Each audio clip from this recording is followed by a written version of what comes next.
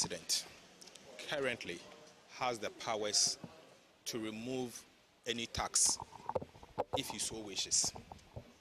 This is obviously for a simple reason that, one, our Vice President is the chairman of the Economic Management Team. He chairs the deliberations of all economic policies at his office. Aside that, he's also a member of President Akufo-Addo's cabinet. In fact, he's the second in command of President Akufo-Addo's cabinet. He chairs some of the cabinet meetings in the absence of the president.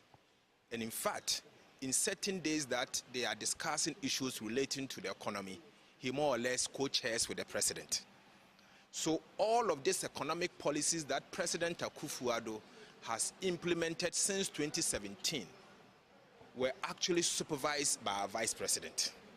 And it should be noted, his position has further been strengthened because he's now the leader of the NPP, the governing NPP, in fact, the governing party of the Republic of Ghana.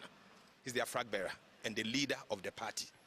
So if he means well, he has whatever it takes to bring a bill to Parliament to get these taxes removed now. What we are asking him to do is simple. The NDC currently opposes all these taxes he has talked about. In fact, we have opposed it here in Parliament. We've opposed it in public. Our flag bearer, His Excellency President Mahama, has made public pronouncement that when given the power, will remove it. He's only copying him. Aside copying him, I want to urge him that, and urge the people of Ghana, the only reason why these taxes are still effective is because the NDC is not in office. So now that MPP is in the office, and the Vice President indeed is the chairman of the Economic Management Team, Vice President of the Republic of Ghana, the second in command in the Akufo-Addo's administration, and also the leader of the MPP, he has whatever it takes to bring the bill to Parliament, if he so desires. And let me add this. These bills were first presented to this House when he was sitting here.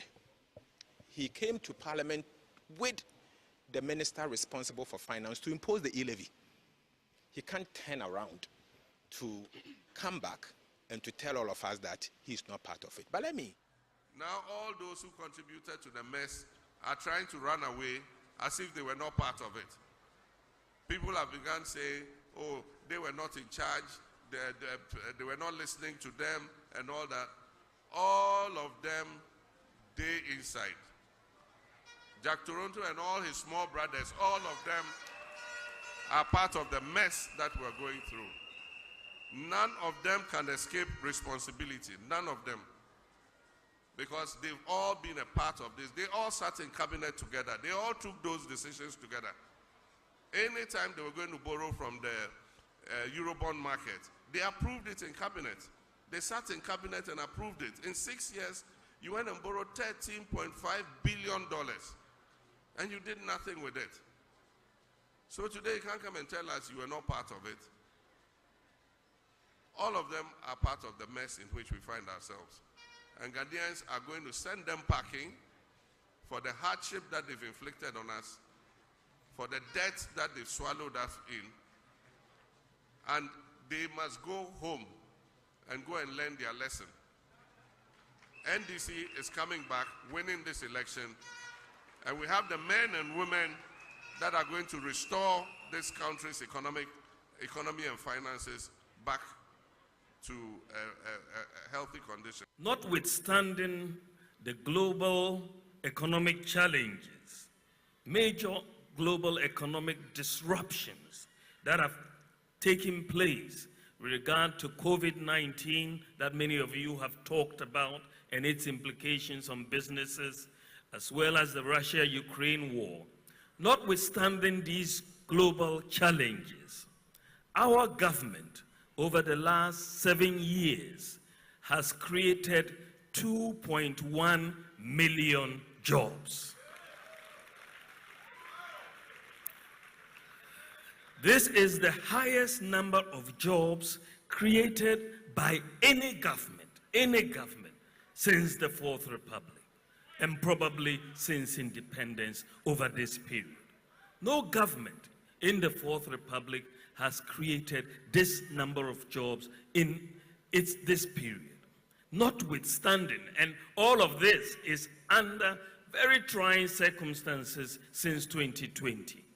And you can imagine if that global economic environment were benign, not facing all of these shocks, you can see that we would have even done more than the 2.1 million jobs that we have done. When the Speaker called the first Deputy Speaker, Honorable Joseph Osei Owusu, to take the chair, he indicated to him, and I state this on authority, he indicated to Honorable Joe Wise to finish with questioning and proceed to take our bill, the anti-LGBTQI bill. In fact, when the Speaker went into his lobby, myself, Honorable Helen Ntosu, and Honorable De La Soa followed up with the Speaker to find out from him if the bill will still be taken. Once again, the Speaker, Right Honorable Alban Sumana Kingsford Bagbin, indicated that he had instructed the first Deputy Speaker to start the consideration, and that when he finished his meeting, he was going to come back to complete the considerations today. Because the Speaker said he was completing the considerations today and gave those instructions to the first Deputy Speaker. Our frustration is that this is not the first time this is happening. It's not the second time. This is the third time the Speaker has given such an instruction, and it has been disregarded in his absence. We need to understand from the majority side what their issues with the bill are. We need to understand with those who take the chair when the Speaker gives the instruction what their opposition to the bill is. We are very well aware of people in leadership on the majority side who are reaching out to sponsors of the bill, asking us to step down the bill. Masu kallo lokaci ya kai mu kawo muku shirin mu na ni mai gabatarwa sunana Malam Fari. A kan wannan shiri muna tattaunawa ne akan zatutuka da suka kunshi siyasa a nan kasar Ghana. A wannan shiri ana kawo muku ne ranar Laraba daidai da karfe 8 da yamma da kuma ranar Juma'a. Haka kuma kan wannan shiri muna gayyatan wakilan jam'iyyar siyasa ne su zo domin shirin dai na siyasa ne. Idan suka zo suka hadu da mu akan wannan babban tebur sai mu tattauna akan batutuwa dai da dama na siyasa. Tunda muka shiga cikin wannan mako wato dandalin siyasa a nan kasar Ghana yayi zahi tun daga jam'iyyar masu mulki New Patriotic Party NPP har zuwa jam'iyya yan adawa wato NDC duk sun yi zafi. Fira da ya tashi akan su jam'iyyar NPP tawaga da za su taimaka ma Mirikon Tuta Dr. Mahmudu Bawumia da aka kaddamar wanda za su taimaka mai a nashi campaign gabanin zabe da za a yi na 2024. Aka din jam'iyyar siyasa na NDC, the biggest opposition party a kasar nan, su kuma through their communications director Sami Jemfi sun fito sun yi wasu zatutuka dai wanda suka kunshi shi Ijapa deal. Ijapa deal shi yarjejeniya na Ijapa wanda ya so ya canza wanda suke gudanar da lamari na wutar lantarki a nan kasar nan da ya tada ba maganar wasa ya tada shi ba wannan lokaci. Mun sai Japan dai they are no longer the managers of the ECG then. Har wa yau ECG ne. Amma wasu zatutuka wai an ci wani kudi miliyan CD 12. Sami Jemfi ya fito ya yi press conference inda ya nuna cewa kamar jam'iyyar NDC idan mutanen Ghana muka ba su dama suka hau karagar mulki za sa yi bincike kuma a ja kunnin duk waɗanda ya bi kansu Ghana ta wato rasa wannan kudi. Ahmad Suwale tunda aka mai wannan kissa har wayo ba samu waɗanda suka aikata wannan mugun aiki ba. shekaran jiya ma kenan a gidan majalisa a lokacin da babban lawyer na gwamnati kuma shine minista na shari'a a nan kasar Ghana yake zantawa a gidan majalisa ya yi wasu maganganu cewa kamar har wayo police dai ba su sanar da shi ofishin shi bi mana ba su sanar da ofishin shi wani docket an ce docket abinda ke nuna cewa kamar su yi binciken da suka yi ga inda suka kai har ma a doki a sa annun shi babban gwamnati babban lawyer na gwamnati balle shi kuma ya dauki nashi mataki na wato neman a prosecute waɗanda suka aikata wannan laifi. Mun shiga cikin wannan zance shi ma zan tattauna da duba wannan issue kwarai da gaske. 24-hour economy na John Dramani Mahama Ben Efsin da muka san shi poster ne. Idan an ce poster yana cikin waɗanda suka shahara idan ya zo wurin bincike za a je a yi zabe wanda dai ya yi nasara da wanda bai yi nasara. Ben Efsin aikin shi kenan ya fito ya yi wasu magana ɗaya da ya yi ne shine wai 24-hour economy da John Mahama ya kirkiro wai yanzu ya mutu. Wai ya mutu kuma ya nuna dalili da yasa ya yi wannan magana. Kamar yadda na gaya za ku iya ku biyo mu ne akan shafuka mu na sada zumunta. Muna kan Facebook, ina magana ga wannan shiri mun wallafa shi kai sai live kan Facebook. Haka din za ku same mu kan YouTube kuma muna kai live. Naku ne ku ta yi kan YouTube in da Facebook ya so ku kuma ku share, ku ta sharing wannan shiri. Kuna sharing a YouTube kuma kuna subscribe. Shirin sunansa ma'auni, tare da ku muke yi masu kallo. Ba ku nan ba ku ciki wannan shiri ba shi nan. Sabida haka ku kuma kuna da daman shigowa ciki ku tofa albarkacin bakinku akan zatuttuka dai da zamu tattauna a kai akan wannan naku dandali na Baina TV. Sunana Malam Fari kamar yadda kuka sani, dandan zagayo idan na dawo ci gaba da kawo.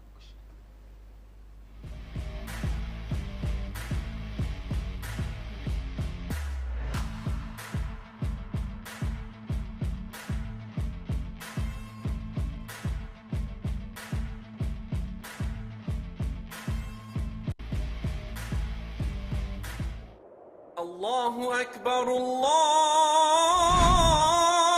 أكبر.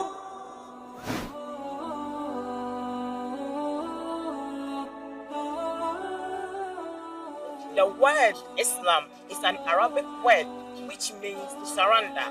As a Muslim, you surrender yourself to the Almighty Allah, your Creator. To do that, we need to understand the concept of Islam. Baina TV comes your way with the most educative and informative Islamic program, Understanding Islam. On this show, we answer all the questions regarding Islam, the do's and the don'ts of the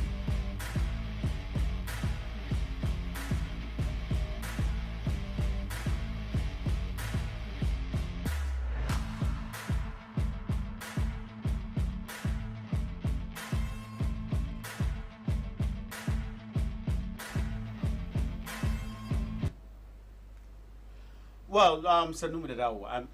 Batu dai da zan taba kai kamun dai wakilan jam'iyyar siyasa na NPP da NDC su shigo cikin studio shine batun Ahmad Suwale.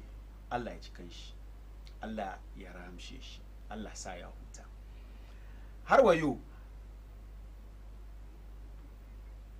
ba mu san inda yanda maganan ya kasance. Har wayo a ce an kashe ɗan jarida tun 2019 har wayo kasan nan 'yan sanda sun kasa gano suwa suka aikata wannan laifi. Har wayo Ahmad Suwale an rasa waɗanda suka aikata wannan laifi. hoto da muke kallo akan allon talabishin mu na san family shi yau ba ina tuna muku ji asanti we min kai mu yawo, but then for the purpose of wannan shirin mu da muke yi kamata ne mu ɗibiya su hoto ga hoton Ahmad Suwali shi da IGP. So the big question is dan fari na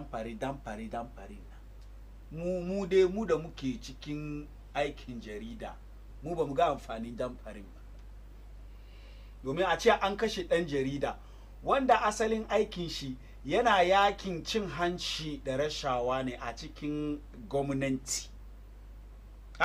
Lokaci ma da wannan gwamnati suke cikin opposition an ce muna kaman yanda Anas da mutanen shi, ɗaya daga cikin mutanen shi shine Ahmad Suwali wanda aka mai wanga zamba, ya ce yanda yake aiki shi haka ma dai duki ya yi aikin shi domin ya yaki cin hanci da rashawa.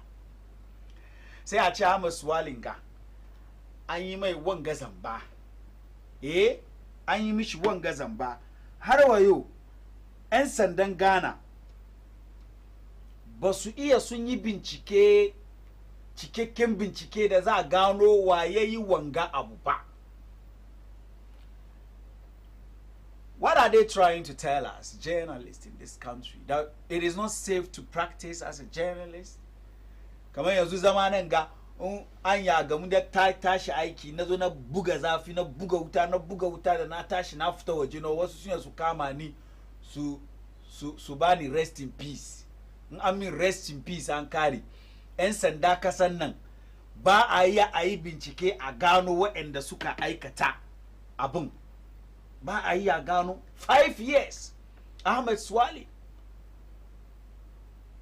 shi da Anas Army yawo Anas suke aikinsu,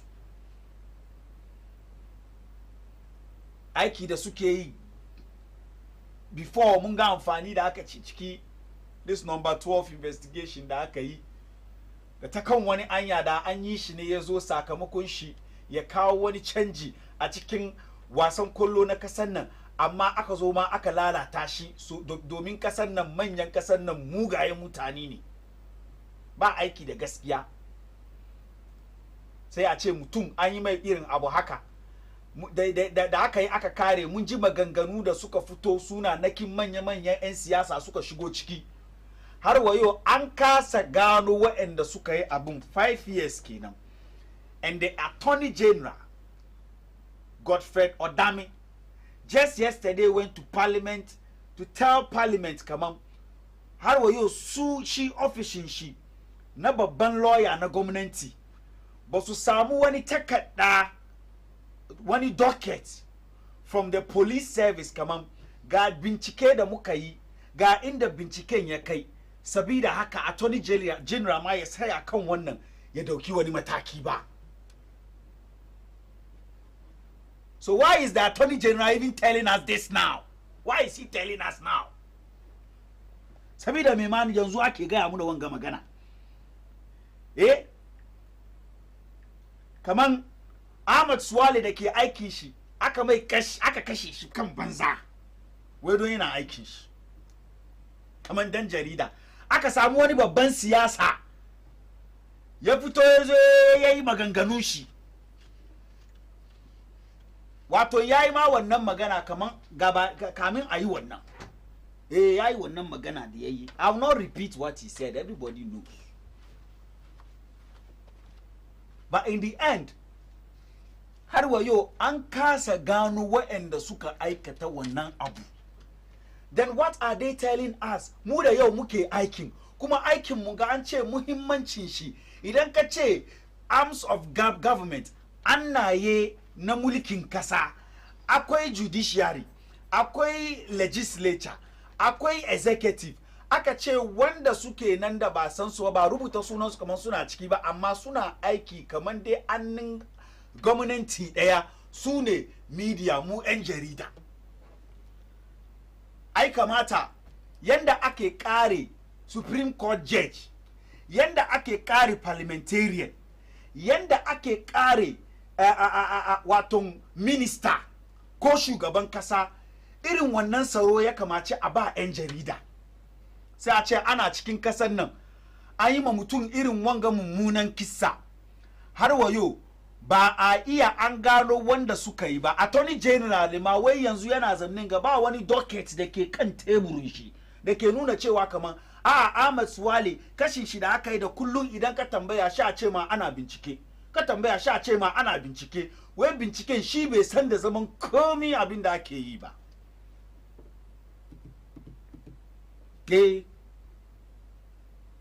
Bai san da zaman komi abin da ake yi ba. To ba yi binciken an zo an ajiye gaban shi ba ya yi wani abu. But why are they telling us now? Why are they telling us now?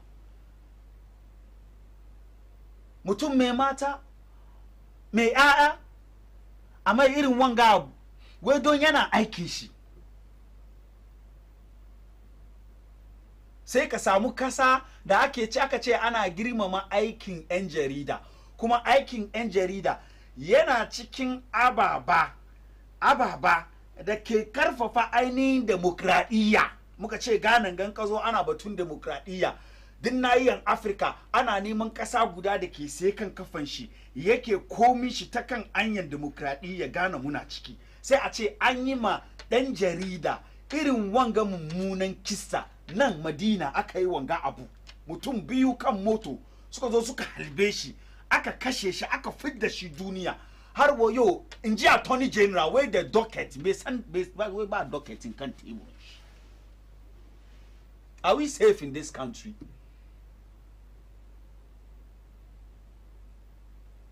Are we? Masu kwallo ku turo ra'ayinku. Lambar nan ke kan allon television ku nan. Push in your comments. Ra'ayinku. Shin yayi? First of all, Mujib at Attorney General Godfred Odami. Let's listen to him.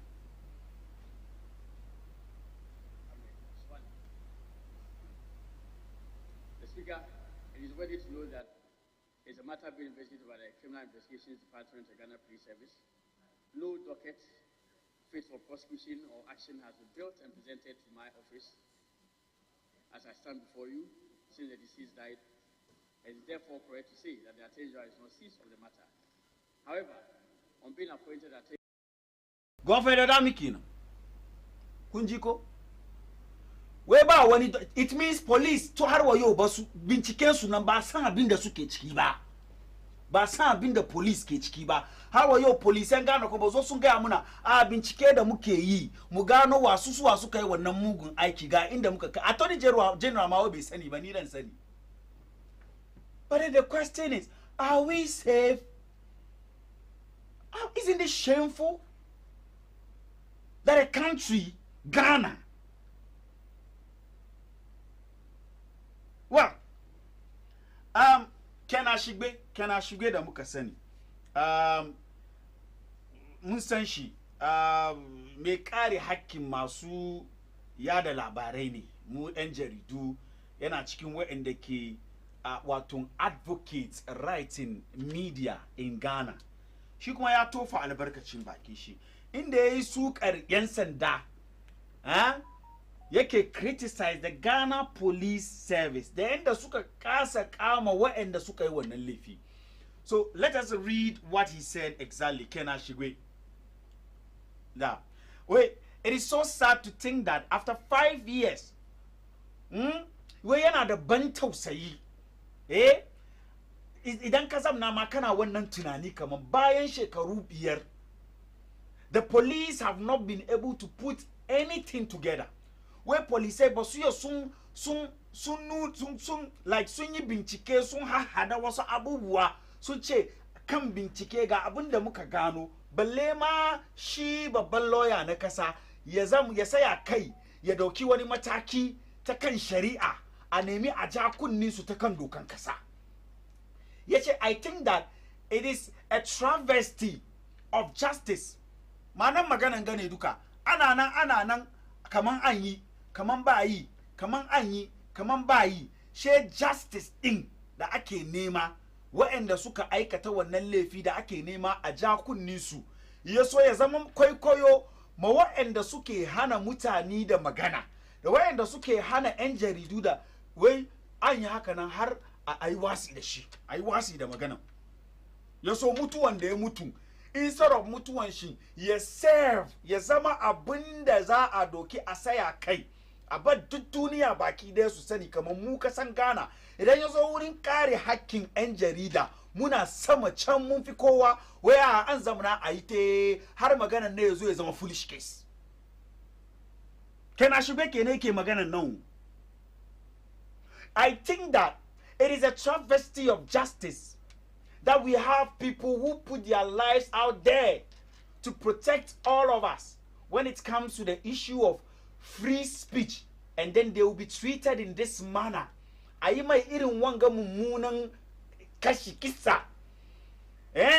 Sai a ce Ghana Police Service da ake dokan taxpayers money ake biyan su dan fare ne nkrofo. Dan fare da mutane shi.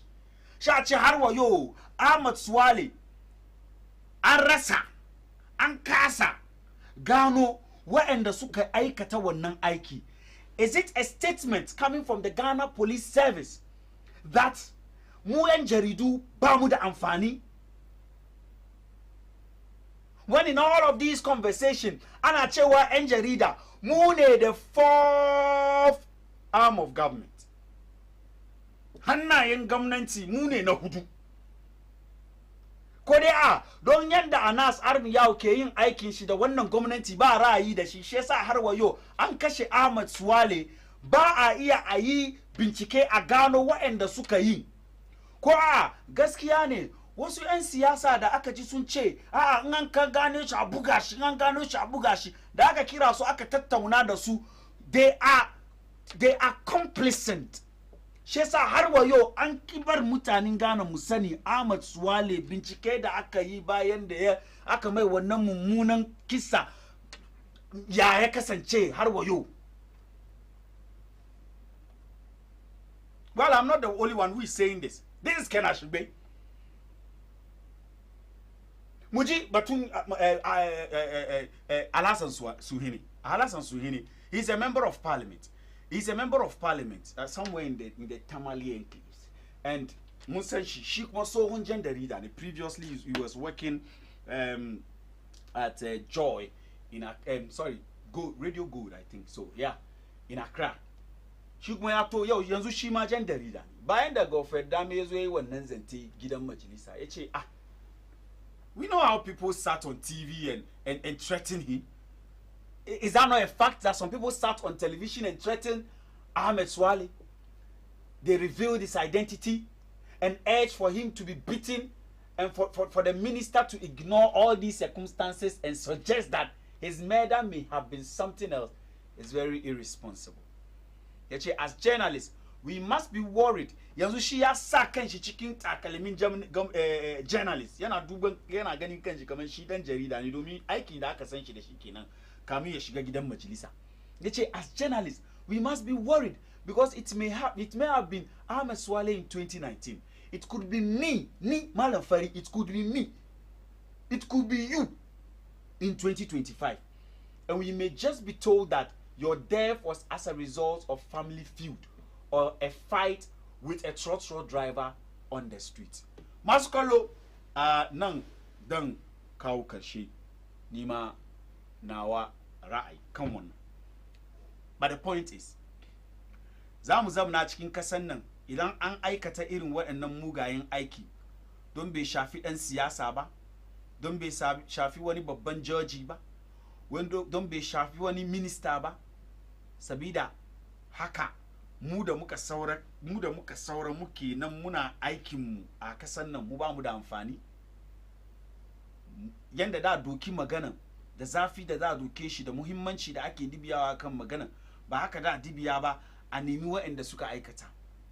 In ji a santiwe a sabsabe kai kuma da kake kallo kai ka turo mana naka sako akan Facebook, kai ka je comment section mu ka turo naka ra'ayi akan wannan zance. Idan Allah ya yarda zana karanta.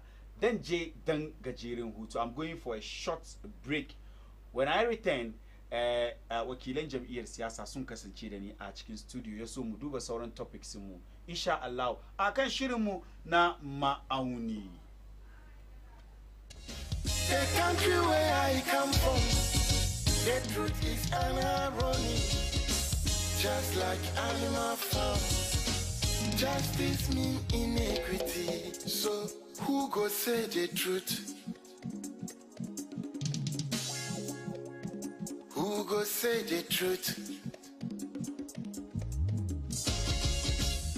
Christian can say silence. Islamic leaders silence. Kings and queens silence. Traditional leaders silence. So who go say the truth? We are them go so confused the call. Now by area why no baby. We are them go so confused the call. One guy's why no baby. Who go say the truth? Who go say the truth? Oh, he need it now. See what I see so. Now your friend on an iron camasam. Only papi obeka nice and beer. So and one kwa obet you at two. Everybody was afraid. And when Tina Nantuma caught it here, nine. Once my board dumping one and but who go tell the truth?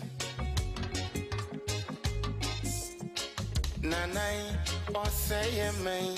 Nanso bien person beka wasam because everybody is afraid. Anya safwe muayini. Akuku drofo nyina dalima. Enti who go say the truth? Obiadra konson so to grow your man set to me be a cacobrafo. If I need a yet, if when you know yet. Now so could trata down so be dear back or why no keke. I feel for the man more piafo, if no cross on my move. Hanya safwe muaini. Akuku drofo nyina dalima. Enti who go say the truth? Abaya di bote chino.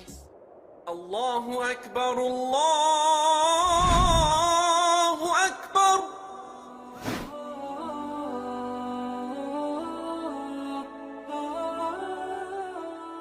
The word Islam is an Arabic word which means to surrender. As a Muslim, you surrender yourself to the Almighty Allah, your Creator. To do that, we need to understand the concept of Islam. Bayyinah TV comes your way with the most educative and informative Islamic program, Understanding Islam.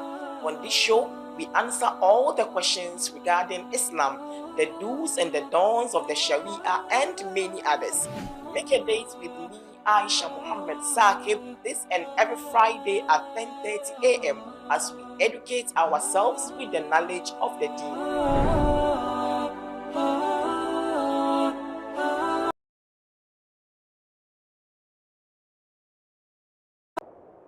Allahu Akbar, Allahu Akbar.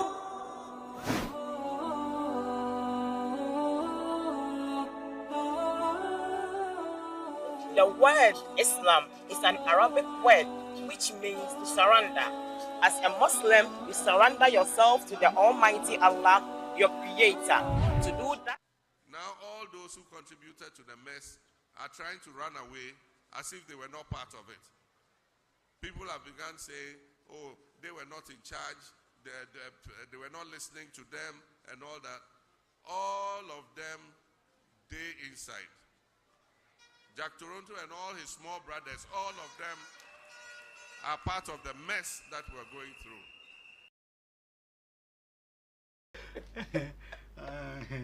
Jack Toronto. Hey, man.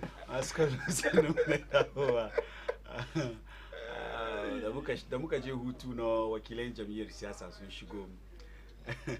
sun shigo studio inda za mu so mu tattaunawa akan zatuttuka dai ko kuma batutuwa da tama da na sanar da ku abadan na farko abanin musu maraba ko kuwa musu sanda zuwa sannun ku da zuwa. Sannu ka dai. But they don't need introduction actually because opposite na shine the general secretary. General secretary.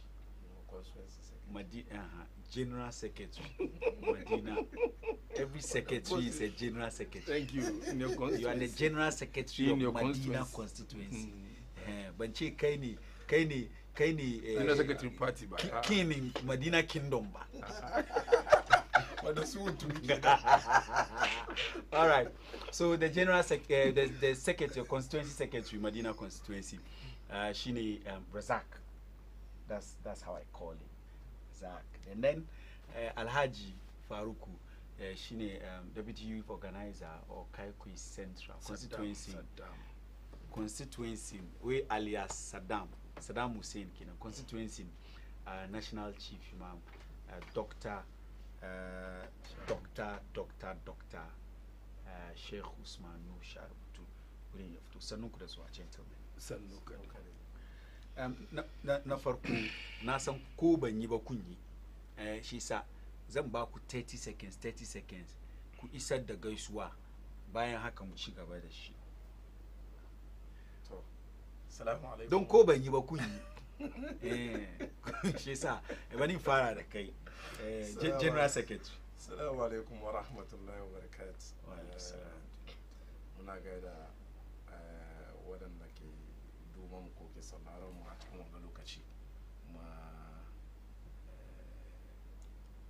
Muna gode ma duka duk jama'a musulmai duniya duka baki daya. Kuma gaida sarkin na Madina Alhaji Siru Ahmed. Gaida sarakan Madina duka baki daya. Kuma gaida sarkin Zongo sarki da gado. Kuma na gaida imamu Madina Sheikh Shaib Abdullah kuma da deputy shi duka Sheikh Ahmed Malam Mumin Malam Sanda da wannan duka ke karu kanshi na ke tambayan shi cikin discharge duties as the chief imam of Madina. Kuma ina gaida Sheikh Salman Zongo wadda imamai baki daya duka cikin Madina a wanga lokaci. Shin gaida MP na Honorable Lawyer Francis Xavier Susu, young dynamic lawyer, ina kokarin shi yanda dai duka. Namu dai mu supporting shi succeed. Kana kuwa ni incoming president of the Republic of Ghana, His Excellency John Dramani Mahama, the visionary leader, mutumin na ya taba yi kuma an ka duba shi cut across all the political divide. Shi kadai taba zama president, shi kadai taba san yanda wurin yake, shi kadai kuma ya san problems da challenges na ke wujin ke associate to that office. Ya zo back, ya steady terrain. Kuma yau wadanda ke contest su duka ba wanda ya taba zama president. Isa irin wanga lokaci ne hakan ga da irin problem da muke face cikin Ghana, especially economy. Ba yanzu da ka je ka bi da apprentice ba. Kana bi da experienced ba experiment ba. Domin ya taba yi. Ina gaida shi. Man na gaida wife shi Madam Lolina. The leadership party duka national region da constituency duka baki daya. Chairman Honorable Alhaji Ibrahim Fail of Sin. Allah kara mai. Allah kara bashi wuyan doka kuma da kan hazawa. In ka zama leader ka zama baller. Sometimes ka ji bai da dadi amma shi ka yankuri. Na gaida dai kowa duka na ke duba ma wanga lokacin ga duka. Assalamu alaikum. Na'am. Okay, ana fari. Ngode ma alhamdulillah. Fitowa ma na gidan ma mu kai nan gaba in ba da Allah ba. Kuma sai mun gode ma Allah ya kai mu ya kamu nan ga. Mun zo kuma mu yi ce dai mu yi ita tauna ta bangaren siyasa. Ta way for God and country. Sana gaida musulmai Ghana duka kuma da waɗanda suke duban mu. Yes, gaida Honorable Lawyer Patrick Boama, the working MP of Okankwe Central. Gaida sarakan Fadama duka, sarkin Luluwano na Fadama. Gaida sarkin Zongo, peacemaker. Gaida sarkin Songhai. She's a young guy. I like his way of handling things. He's a Niki always Niki Wangai Niki gaida shi masarakan fadama duka sarkin gurmawa sala sangawa kowa dai na gaida kowa cikin fadama kuma duba muna da duka kowane tribe na cikin fadama yes kowane tribe we are multi tribe so and we live in harmony because of a good MP who doesn't discriminate. Honorable Lawyer Patrick Boama, he's for everybody. You don't know partisan. Once he's the MP, he's the MP for everybody in the constituency.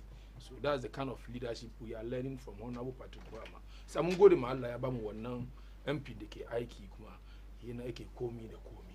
Kuma ina gan secretary na wani magana wai mate. In ba kai mate ba ko ba kai apprentice ba kai master. Abinda muka san kenan ban san wanda ya fara ya ce na tumo na wanzo zama master ba. You have to learn. You learn and learn well and graduate. Wani ya koyo bai graduate ba by force driver. By force master. Amma wani ya koyo former president mu ba mu san kan master shi ya ka. Former president Rawlings. Former president John Dramani Mahama bai graduate ba bai da certificate. Don master shi ya mutu kan hanya isa bai samu certificate ba sa shafi hannun shi ba shi da kanshi da kilorin by force amma in fara drive inda yayi aiki in ka koyi aiki ka graduate ka samu experience an blessing ka samu experience aikin dai ka yi amma ba experience na akwai abun da masters ke boye ma yara sai da su graduate a gwada musu. I don't know if you are getting me.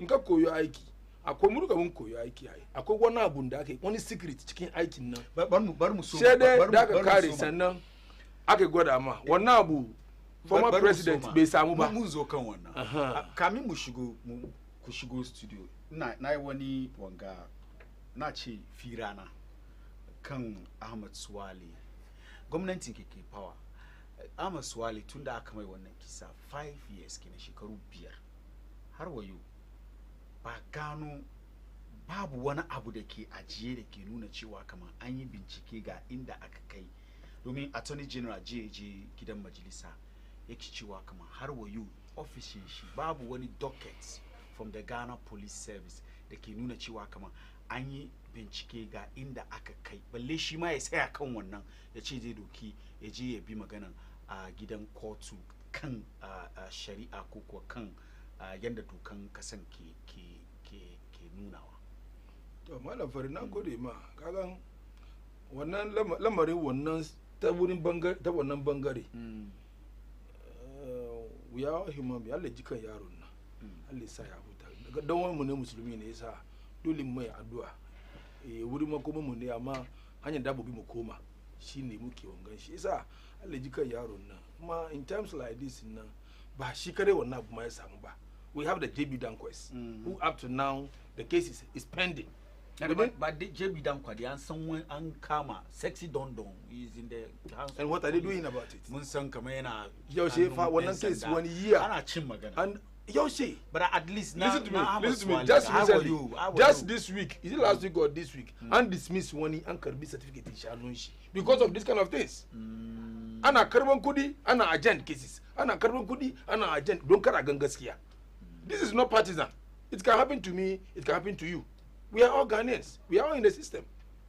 Imagine a young guy who is just trying to earn a living. When you don't get where they call me, he's not a politician. He's just a common journalist.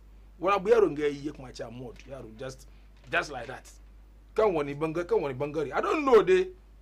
Everybody has his one side or the other. When the other business they can, the band one the book a song yes, I don't know.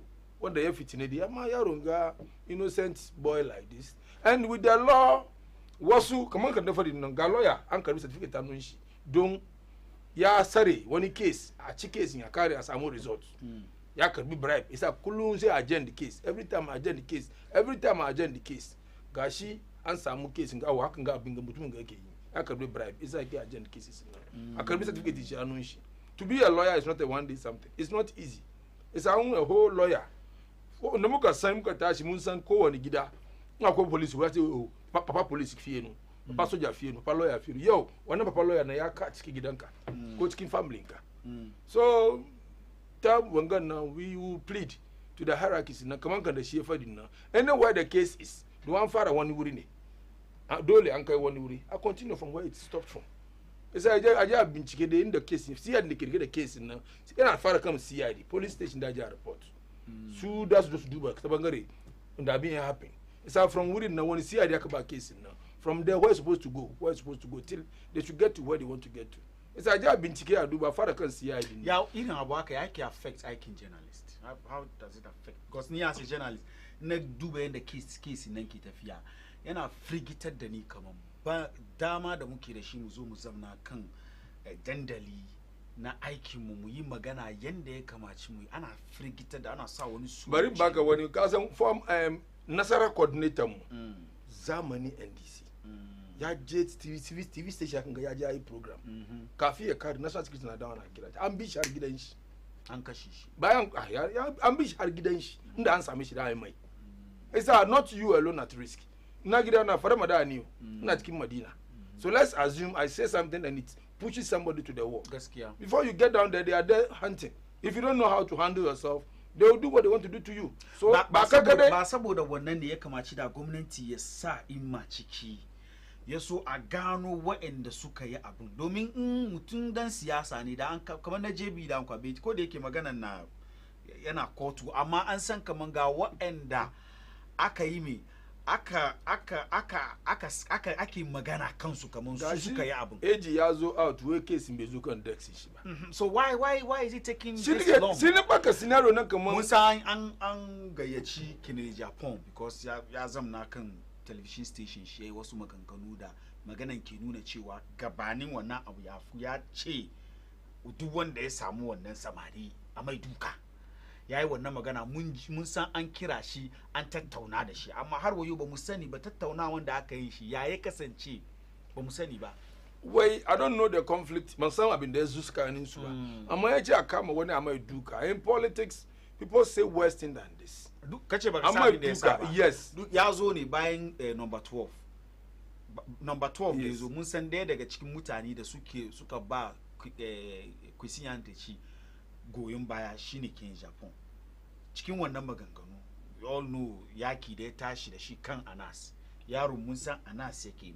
aiki sai a cikin one of his explosions kan TV stations yace yaro ne yana saron zuwa gidan shiga sa kar yaron ya zo gidan ya sa wani ko ina ka gane shi a buga shi this is a public record sai sa wani ya ce don dan siyasar na ciki ne shi yasa har wayo maganan ba san kan shi ba ba san I don't think with Kennedy Japan maganan da yayin na yasa case ke pend ko wani abu is are you telling us the Wayome's case in the case ya pend har now har yanzu a ga wanda ke bayan case nan kuma duk wani abu yasa shi ko ke pend yasa ba in yace a buga shi in siyasa muna maganan da fi wannan if you are on the field of politics general nanga yana maganan da fi wannan yana ba orders yana ba command yana ba instructions da fi wannan a buga mutu wannan ana fadi kullu yes suna fadiwa tambaye shi zongo buke kana fadiwa kullu jino kana fadiwa no in politics wannan abuga wani day at times you just say it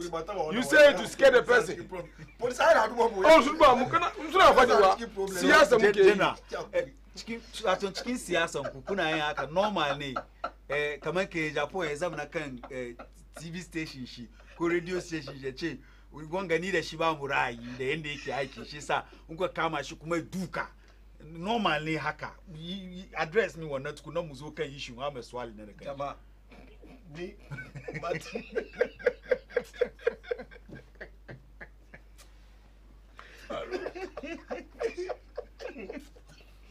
jama Ghana Police Service disclaimer ko disclaimer ne cire kai ciki kariya ne ya fadi gaji kariya ne ban taba cewa wani wuri ba ban taba order wani ya buga wani ba on a serious note yeah politics is politics amma kaga san dai ba da ban expect ba da yin wannan sa ba because in kaga ba ni ban taba cewa buga wani ba kuma ban taba order wasu way a ta kama wani mai wani ba but gaskiya dai bai wuce cikin matukan politics irin wannan abu ya happen ba yes kuma ba politics kare ba ne ana fari muna gan society muna gan wadanda mu da su muke live cikin society muna gan waɗannan mun san su suna live cikin garinka na ce society da ba na garinka mun san halin su mun san irin halayen da suke yi ba akwai su ba politician bane su ba su na cikin politics amma su abin da suke yi na ya fi ma lamarin wai politician kamar yadda ya yi faɗi a gangan nan so wannan dai normal but the issue is ni in particular wayan ce kamar ku buga shi ko a yi mai wana no I don't have that time banda wannan ta mana fari seriously kana ji na na imani da la ilaha illallah muhammadur rasulullah sallallahu alaihi wasallam ban cucanka amma ka try kamar da ka cuce ni ko da ka bata ni wallahi lazim ka bata kai ka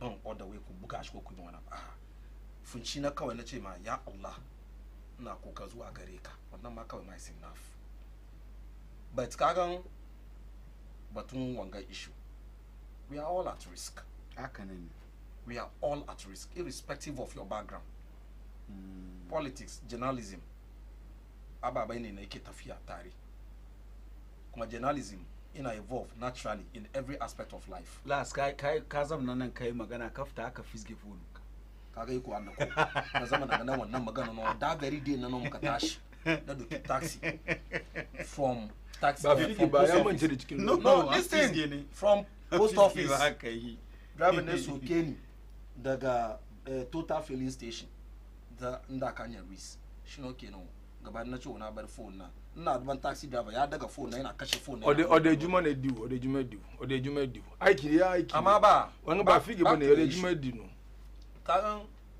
karin je kan wanga magana this particular Ahmed Swala don ni constituency no wanna be happy so murka we are not safe ni da kai na ma atama domin ni wuji na abin ya happy so ni ban da safe ma kusa da kai yes ma just closer to my house amma kagan da dai fara magana ya wani magana ina dan ji hankali mu kan wannan magana Ghana muna observe ko muna practice democracy ne kuma democracy kuma mun san da democracy yake kuma Ghana is being run by a constitution kuma constitution Ghana ya gwada kamar in yau ina magana da Malam Fari in yanzu gono astaghfirullah don mutuwa dai wai every death every soul shall taste death ke mumini ne ka sa kuma ko ya kai mutuwa ina jiran ka kuma ka ti in lokaci ya kai ciki kun Allah amma constitution ya gwada kama in yanzu ga president Nana Akufo-Addo in ba shi ne yanzu kono Allah ya ce kama Allah ya duki ran shi constitution Ghana bai ba da wannan vacuum wannan space wannan power vacuum within the next 24 hours ya kamata ne kana respond ba mutum sabo ba fari on record ba mutum sabo ba ya kamata vice president shi current vice president shi ya kamata replace shi da shi in order not to create any power vacuum shi sa da mama ya tashi da safe da shi aiki as vice president masha Allah kamin yamma ya zama president exactly duka dokan kasa ya ba da Allah ne a tamar sai wuce wannan lokaci na farko amma kan shiryan kawai zama president wannan shiryan Ghana ne constitution mu ne you can't run away from that aka ce da mus apprentice wanda yi apprentice ba cikin Ghana ga shi ne president mama mutum ne ya tashi ya zama assemblyman ezo zama MP ezo zama deputy communication ezo zama communication ezo zama running mate ezo zama vice president ezo zama acting president ezo zama elected officially president kuma lokacin da ya zama acting president ba acting president ba domin constitution na gwada kamar automatically ya zama substantive wanga president kamar mutum ne na an vote mai ya zama president isa haka ce most experienced wanda ya ci apprentice da kanshi shi ne president Mahama kuma ka duba standard ne set at the level of apprenticeship shi ne kai at the office of the vice president standard ne sai yau standard ya fall vice president da lokacin da Mahama ke me yayi ne ba taba yi ba a matsayin shi as vice we've seen Atamils as a vice president munga Aliyu Mahama ka duba mutane na ka kira sunan su ga duka lokacin da suka zama vice president ka duba the office in terms of integrity in terms of how serious that office is being run yanzu office in vice president yanzu ba seriousness ba fa ban so yin wannan fira no ya kamaci kai dinda kai ba seriousness but the issue is that na address one issue this fourth republic And Bamuka declare, no. You should not say this is a closed country. It's not about you being abroad. Say the fact. Say the fact. Don't. Look at you one now. Oh no. It's like take all the time. Take all the time. No. The issue is that. The issue is that. President Mama, as vice president, President Mama is will take over. President Mama. She about one name in Abontina Mikase is Onanga. She has built one infrastructure. President Mama has built the Accra Digital Center. One digital center na in a set chicken Ghana and go what the Koya self ko more space now outside Ghana. Garu kada dama so ka backup so store chicken garinga. She built one now. Eastern Corridor fiber optic native to all the way to the north. Bama where you build at the time there's a vice president bo. You build at the time there's a communication minister. Esa ndamu magana on records. She mu shin fida magana na yanda gaskiya magana nake saboda mu musulmai ne despite siyasa muke yi. Inda gaskiya yake shin mu aje gaskiya. Esa that's the truth, that's the realities. Esa mu understand the most experienced mate shine President Mahama. My equal Allah Isa, she is my president. She is my president, but she learned. Under 4 years, yo, can compare President Mama 4 years in she. The 7 years Nanadu da Baumia combined. Go 8 years in the Dasu Jinga. They have nothing to write home about. It's not possible. Yanka Kira the loan the President Mama contract for Garinga. Kache me either she. Alafari ya Kira ma aba by the dama. Ya karbi kudin na kufa ado karbi da ba mai suka karbi ya fi tun lokacin kudin na kwamin kun ka da zuwa President Mahama ya suka karbi combine amma an ka tambaye su yau ba su da komai da su fadi ma ba su da komai da su ce ma mu kagan let us face the realities. Back to the issue main issue na ka tambaye ni shi batun Ahmed Swadi na ma magana kama our lives is at risk kamin mu shigo studio kan ni da shi muna back waiting room. Now, no, this matter is serious matter. All of us, our life is at risk. Don't me, yeah, we are moved. Either come on, but phone and on. Anything can happen. And like a K1, K. Then your life is not important. Kaka share one comparison. Commander Batun MP, as soon as she JB Dankwana. Kaka sometimes we shouldn't be comparing in that way. Kaka MP JB Dankwa. Yo, there are people who are facing prosecution. Who are facing trials, and one sad person is actually don't know in a prison as well. Though names here come up, it's left up to the Ghana Police Service to do a good job, devoid of political coloration. So follow in the Gasia Iki. Aka what the Nick Matsuka deserve come about Hukunchi. And so what is the money come out? They are innocent, afraid to switch. Gender Sharia Garinga Ghana laws Iki Kina. Amanka do Ahmed Swalinga. Yo, Attorney General. 7 years down the lane, 5 years into the case. Yazu Yazama Parliament. Wemi, we shiba one dockets. Can table issue, but let's maybe DJ prosecution. For God's sake, this is a high level criminal case. This is a heinous, very serious crime. Killing a journalist. And not just any journalist, but one internationally is recognized. And I'm talking of Anas Arimia Anas. No. Balafari Yodan Barkasa, Nina Mita Anas Arimia Anas Akanga. Yakau Aiki office, Dan the Niki Aiki. Need a boss and look at the Murkamuki office, my Baba Mako Shiba. My Yakau Muna passport, and she better passport, and she which. Muni Aiki Namun carry. About destination the bottom of passport na ya wuce aka muka duba muka ce what me ga kenan ya shigo office mai kawo passport shi wuce kan wani ayarka ne kamata mu yi mai kuma mutumi ne na ya ake da BBC da CNN Al Jazeera ya wani investigation documentary da abu bayan ne ba yana suna ya su bashi aiki yayi ya ba su kuma ba Ghana ba outside Ghana yana yin ya kare doke je ba su ya outside Ghana, man, some contract in our one like. So we are not talking just ko da ma muna magana ma wanda ma shi ya zama journalist lungu ne ba san shi ba ma journalist ne ko wanda ma bai zama journalist ba an kashe shi 5 years halwa yau attorney general ya zo sai kama shi bai da kowane docket kan wanga table shi kuma wanga crime ma da kashi gwamnati ya yana gwamnati na wasa and irresponsible on the part of the government. That is it. Our life, my life is life, your life is at risk. Mo first reality is ba mu da safe. That's the meaning. In yau mu muka mutu ko aka kashe mu wanga mutuwa. Mutuwa ne ya zama useless kenan ba follow.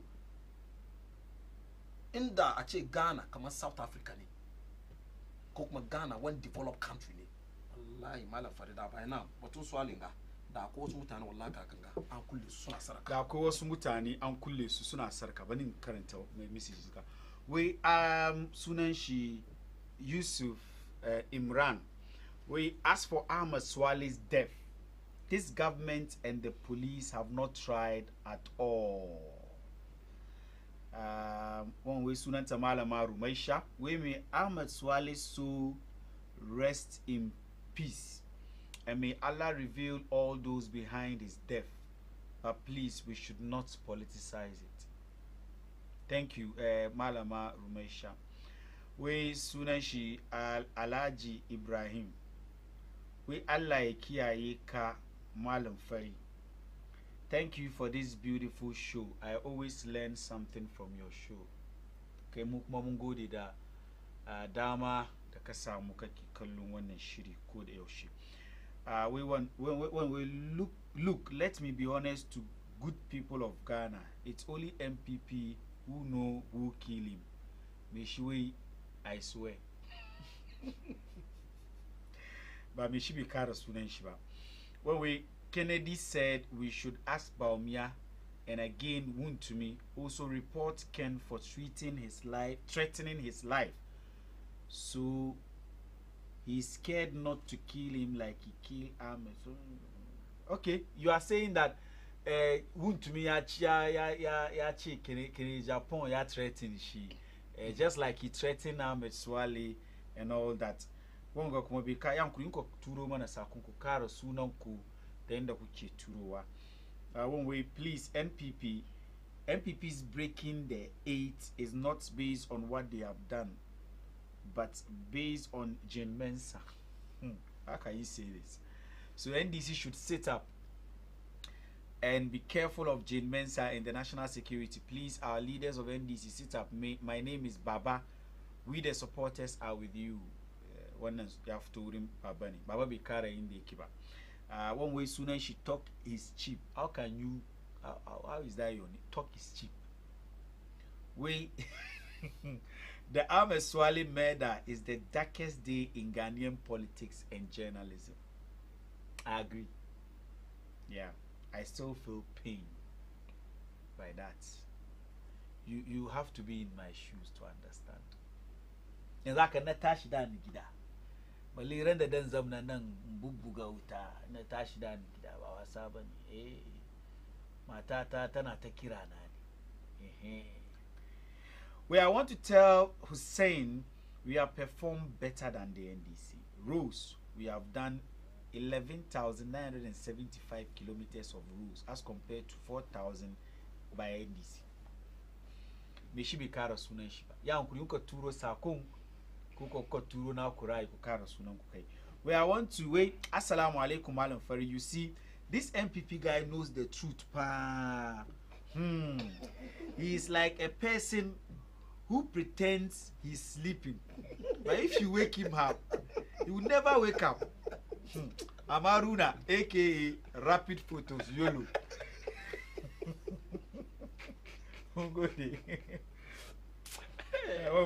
Mohammed Destiny, tell the NDC rep Mahama is the only vice president who was investigated by his boss for corruption. When guy Mahama, she call any vice president in that. Boss, if he says boss, he means late Professor Mills. You investigate for corruption. Where you should give us a break. I don't know which break you are giving. Can't break. All right. When you have to read Muhammad Destiny, the number is on your screen. za ka turo naka sako idan ma baka ka yi da namban sai ka je kan Facebook Baina TV. We are live on Facebook. This show is live on Facebook. I beg you, our viewers, go to Facebook, share it for us. Ku share ku ba mu. Jama'a san da zaman wannan show. Just like you are enjoying it, I believe that duk wanda ya samu dama na kallon wannan shiri zaya enjoying shi. Now let's move on to our next topic. But Sami Jemfi, she is communication director na Jam'iyyar Adawa NDC. Ya fito yayi wani zatutuka. Inda ya ce NDC idan aka ba su dama na mulkin wannan kasa za su yi bincike da duk waɗanda ke da hannu cikin yarjejeniya na Ejapa. Wai an yi wani bata wurin, an yi wani cin kudi wurin, cin kudi da aka yi according to Sami Jemfi wai $12 million. Wai da aka yi hakan ma aka kare Ejapan bai yi aiki ba. Sabida haka wai idan Allah ya yarda gwamnatin NDC ta samu dama na mulkin wannan kasa za ta yi bincike ya so ta gano duk wanda annun su ke ciki za a ja kunne su. Mu saurari maganar da Sami Jemfi ya gaya.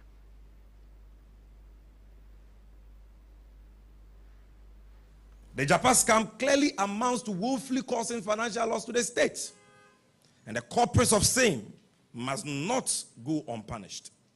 We in the NDC and all well-meaning Ghanaians repose huge trust and confidence in the nation builder, His Excellency John Dramani Mahama, to pursue and retrieve for the state public funds that have been lost to looting schemes such as this stinking Ejapa scandal, the PDS scandal, the Bosgate scandal, and other acts of naked thievery by officials of the Kufuor Bawumia government and their party apparatchiks. Fellow countrymen and women, the Japan scam clearly amounts to woefully causing financial loss to the state, and the culprits of same must not go unpunished.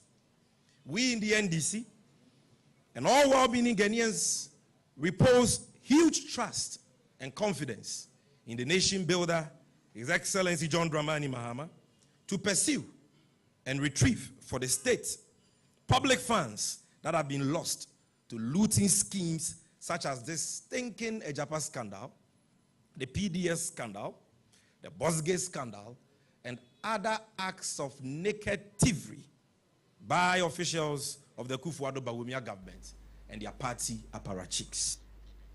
So, Sami Jemfi kenan, PDS, Bosgate, Ejapa, we duk waɗannan scandals idan NDC a jagorancin tsohon shugaban kasa John Dramani Mahama suka samu dama idan mutanen Ghana muka je muka gefa koyi muka ba su suka dawo mulkin kasa za su yi bincike ya so a ja kunnen duk wanda hannun shi ke ciki.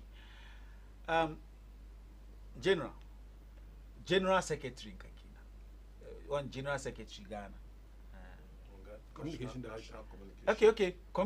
National communication. Kaga niko na bina ishe ka da General Secretary, National Communication Officer na NDC kenan Sami Jemfi shi yayi wannan magana. Na san yana yayi magana ne a matsayin jam'iyyar siyasa na NDC.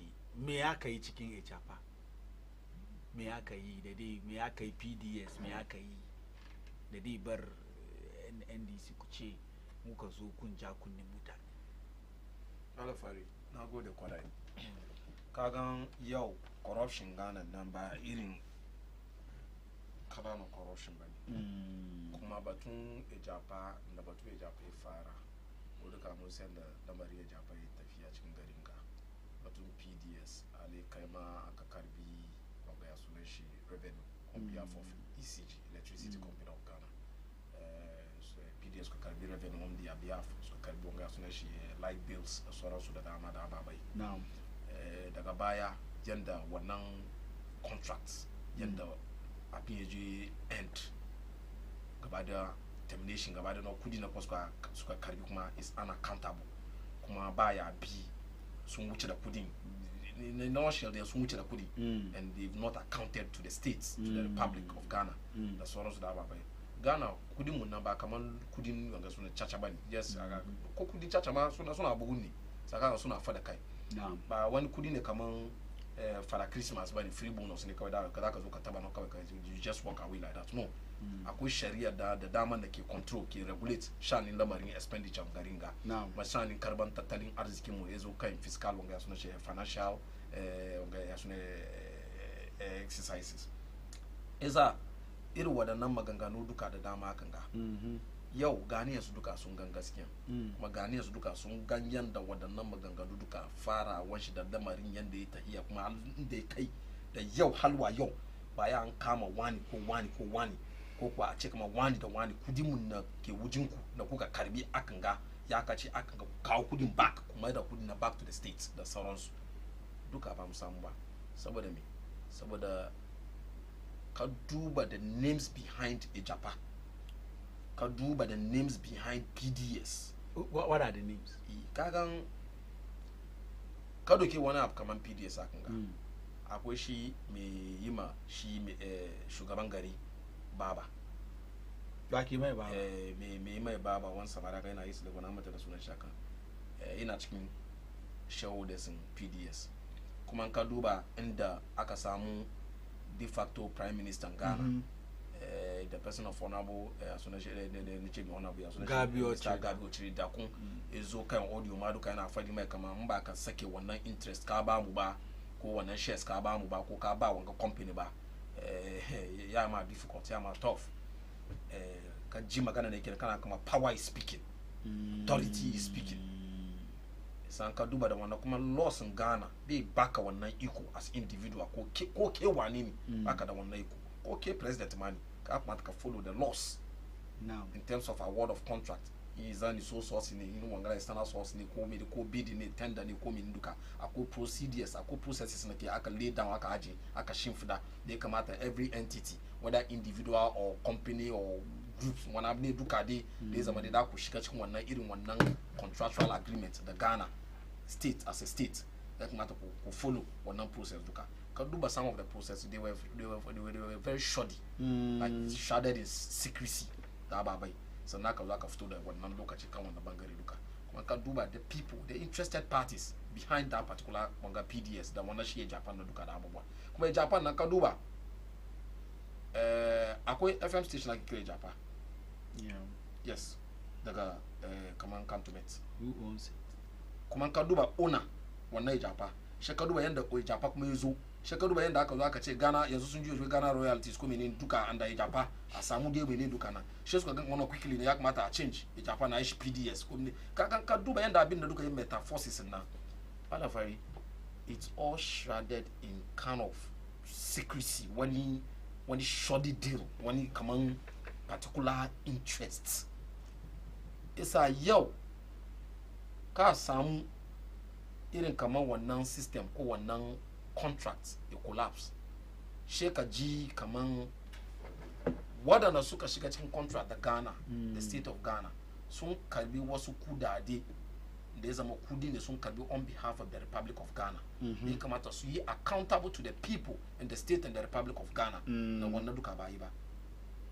saboda wani ke kai mulki shi interest shi ne isa iso haka nan sa wanga duka wadda su ababai ne na ina nan da daman na where crime has no expiration date. Like crime has no expiry date. Akanani. It's a ko 8 years kai shi ko 7 years ko 4 years ko 10 years ni. Akwai bai da one expiry date.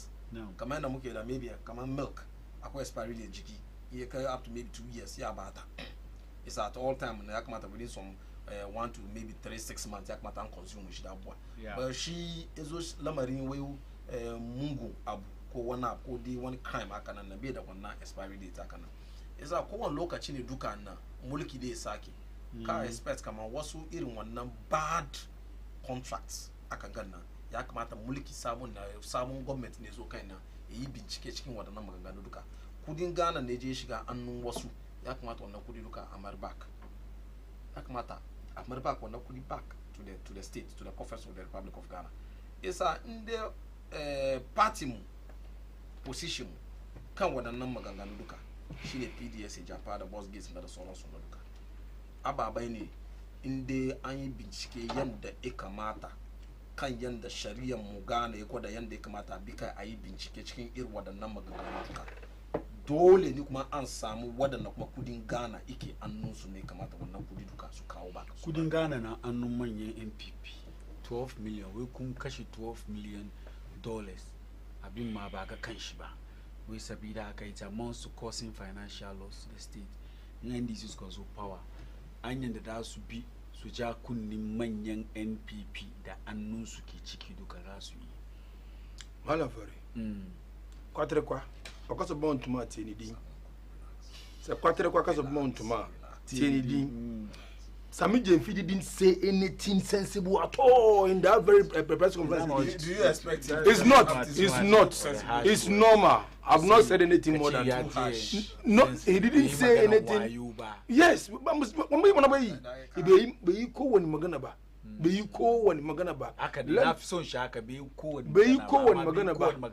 sorry for my word. It's like that because but in back to my brother. Ya zo yayi wani magana. Kaga wani ma ta sen. Wani ta sen. Wani ta sen. We can politicize Ahmed Swale. That's why I didn't go deep into it. But he said it to the extent that he was adding the the way Sami Jemfi has been teaching them to attack. It's not going to help their political wanga. Are you serious? Sami Jemfi teach. Oh, she's going to communicate. No, but very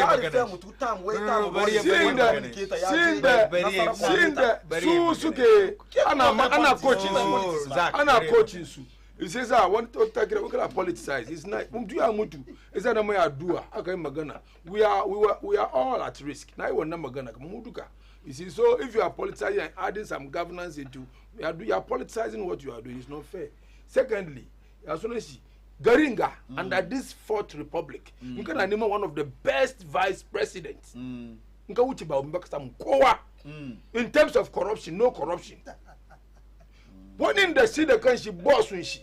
Why sign agreement to Wyoming? Under who? I can sign agreement to Wyoming.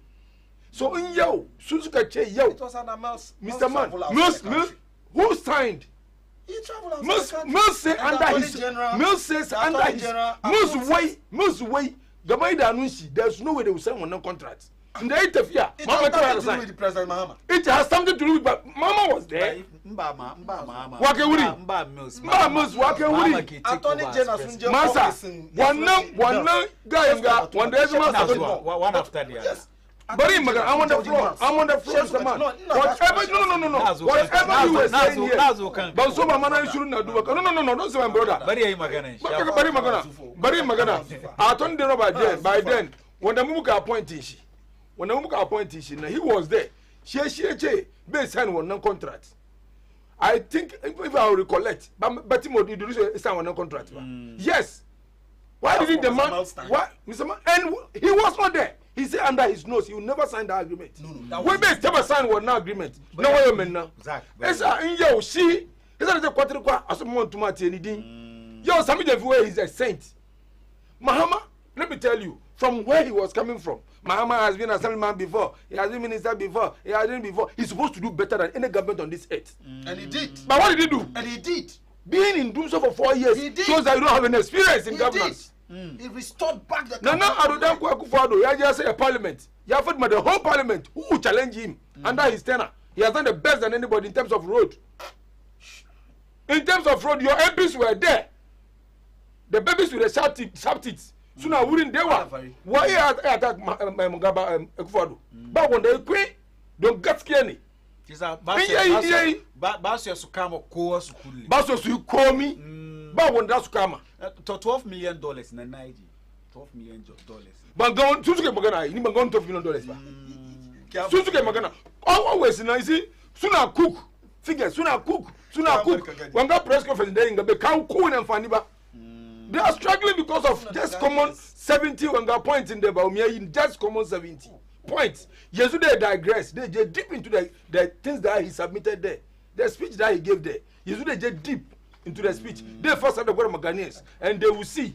Because NDC, Pifikoteh runs everywhere and be insulting Bawumia. If you go to studios, attack him, insult him, attack him. The more you insult him, the more you make him popular. So Subariga and Subari Bawumia Lafia, somebody whose credibility is too genuine.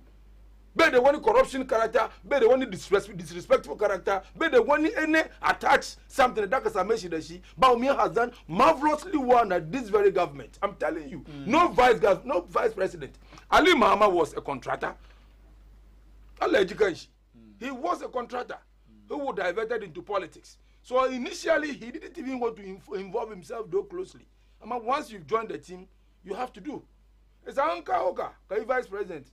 Whatever you are doing, once you've joined the politics, you have to do it actively. Like Bawumiazo, 2010, 2012.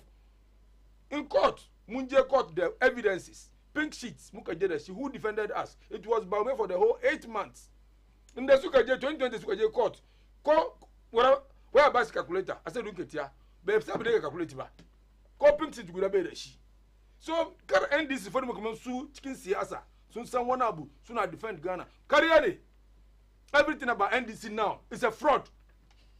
Call me Tabangare NDC fraud ni. Kanya suke izuna neman power ni. And Ghanaians, kaman ka da suka fadi kaman wayo mu na kasa. Muna mu easily mu forget easily now. This time around, we are descending. Ghanaians are descending. They will never forget anything that Mahama did to them. They will pay him with his own coin. Mahama, he's been everything fine. He should be assemblyman till everywhere. He has been the vice. He has been the president. Only me yanka oye. Then the way jawo. That by then now we are branching. When you were, tell me the kake Samari nama. Tell me the kake Samari ma. Bakaka ikum baba yoba. Tell me the kake 50s, 40s, 50s now. The kasamu vice ship na, kasamu presidentship on a very silver platter nama. Bakaka ikum baba yoba. On a silver platter, yes. Kaje aiki yo. Because over the next day, kai president ne. Silver platter ne. Yes, I'm telling you. This time is the Bakadera wake imana sana na fisk kaka jet kinta wuri. Iye kana tabangare adini kaka sa adini chiki. Sama ankuri. Kaka sa adini chiki sama siasa ake ina. Esa mama yaje aiki the next day he's a president. Doesn't show that the experience he has gotten, he's supposed to prove. It wasn't his He didn't do anything. Mama did not add anything. It wasn't his making. That's the will of Allah. Masa Sama Ankuri. Mahama as vice president, you can compare. One life, we don't think about him one bit. Soon as we get out, Kagan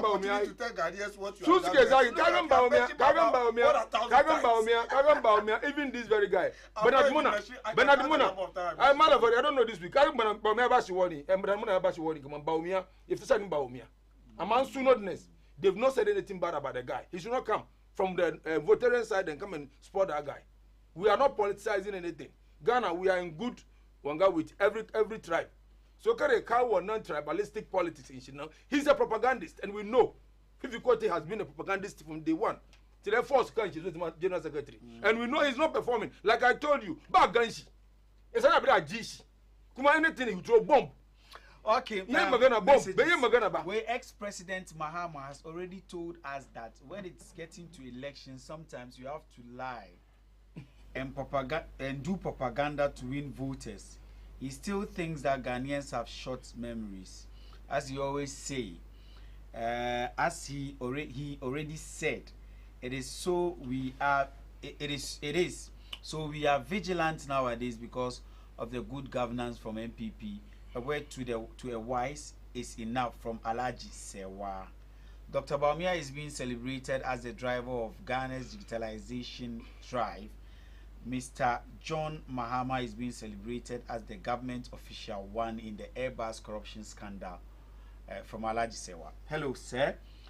I want your outfit to ask Dr. Mahmoud Bawumia and Dr. Ibrahim Anyas how they are going to deal with about 65,000 plus NAPCO personnel they are owing. Yes, they are owing them 9 months of unpaid allowance. When they go on their campaign escapade trails, watonwe iden NPP kuna ya on campaign kuna kugaya ma NAPCO over 65,000 number kubiasu over 9 months number yada kubiasu, where they've kept quiet over these arrears, whilst NABCO personnel, citizens of this nation are suffering, and some are even dead without even able to afford medical bills, and some are ousted by their landlords because they can't pay their rent. Some also have their kids taken out of school because they can't pay their school fees. You did not add your name. I heard Hussein talking about fiber optics. Is he aware we have 7,234 kilometers of fiber optics now? MPP has done 6,007 for the bus branding. When I have to win Taliban Communications Officer Odudodio constituency. Maskolo har wayo kuna kallon ma'auni kamar yadda na kaya muna da lamba akan allon television ku idan kana son ka turo mana na ra'ayi akan batutuwa da muke tattaunawa zaka kai haka. Muna kuma kan Facebook kaya ka hau kan wannan dandali muna wallafa shi wannan shiri kai sai zaka yi ka bi mu akai yaso kuma ka tura naka sako. Haka din muke kan YouTube zaka yi ka same mu ka tahi kai ka subscribe yaso ko da yaushe idan muna wani shiri akan namu dandali na Baina TV zaka samu notification ka iya kai kuma ka kalli. Kamar yadda na gaya muku Baina TV an yi shi ne sabida mu al'umman Zango da al'umman musulmai baki daya a nan kasar Ghana. Babu wani dandali, babu wani television station da ke iya kirkiro irin shiri haka sai dai Baina TV. Sauran television stations da shiri na siyasa da ake yi duka ana yi cikin yare daban, wani ake yi cikin yaren Hausa saboda ku al'umman Zango da naku yare shine Hausa. Shi yasa a ringa bibiyan mu yaso a taimaka abin yayi girma. Next story da nake so mu duba. Ba sauka ba. Baka sauka ba. Sauka ba. No, tamma ka ban kai 10 minutes ma ba. All right, sauka. Yeah, more than 15 minutes. I was saying the time. Sauka. It's because naga kamari. No, I was telling the time. Naga no. You spoke twice on case before. Esa. No, don't sauka. Only short one. Naga kamari yin batu. No. Bounce. You are sweating. I'm not sweating. So it's my eyes. Your eyes are not good. It's your eyes. It's your eyes. What if I'm sweating? I'm not sweating. No, but I dig a super.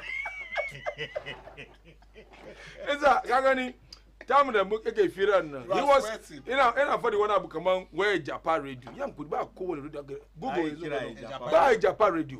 Ba Japan FM.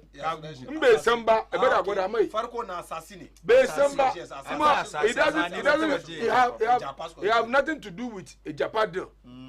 One year, one radio na ya dede ba yau ba. One radio na assassin radio na wuri ya dede. Assassin radio na gabi ne ba yau ba. But he doesn't do this political something. I want foreign Turanche ke yi be in tree. It's na Turan na wani cool. It's like program, very nice program. Ka chika on radio. Ka di wani wako kimi lafiya. You see, it's a very with politicizing on radio. Ba Japan radio ba. Gaskiya guda ne kare yi kariya. Yeah, and this na so Korea too much. It's a very one Korea. Yes, but land or land. But land. Dala lounge. Esa. Yeah, look at Chinke. Canada just 1 minute. Yeah, na shanim Baumia and how diligently he has served. Can the Baumia serve boss unshi? Nanado Danko Kufuado. I'm telling you, no vice president under this Fourth Republic. He's never running away from him. He has served. He has served. He has served. He has served. He has carry. Kuma ambarishi. Yeje. Anje election come Baumia neu. Ba je aba kore kowa jikin shi ba. Mun san wani da an kore kowa aka ba kowa tsoro in ba mama ba kowa da gezu. MPP muna follow rules the constitution muke aiki da shi. It's an anje election. Ba umiya wi.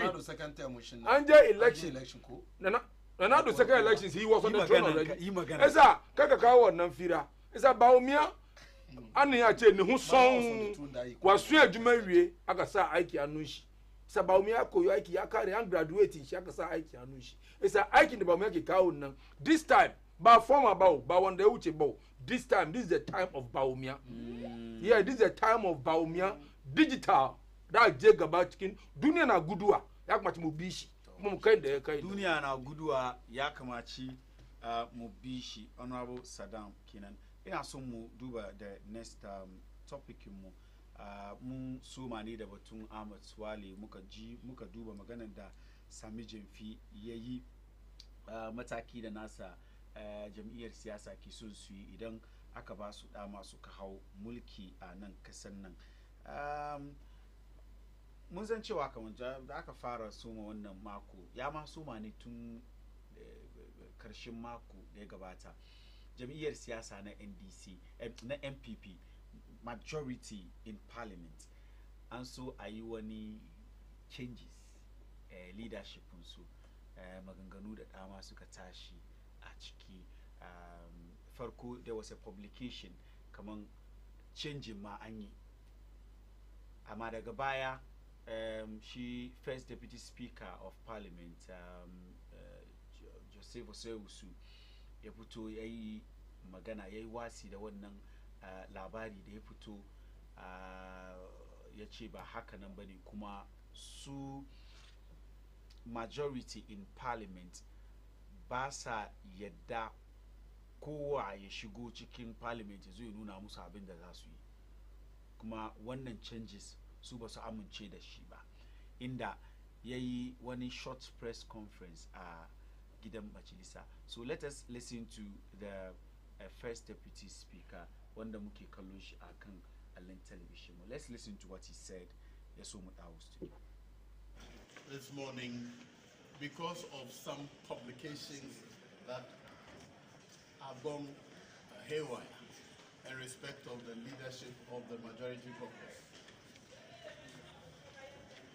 we are here to inform you and through you to the world that the publication that are going around is not true, it's false, that the caucus, the majority caucus, has not made any changes in its leadership.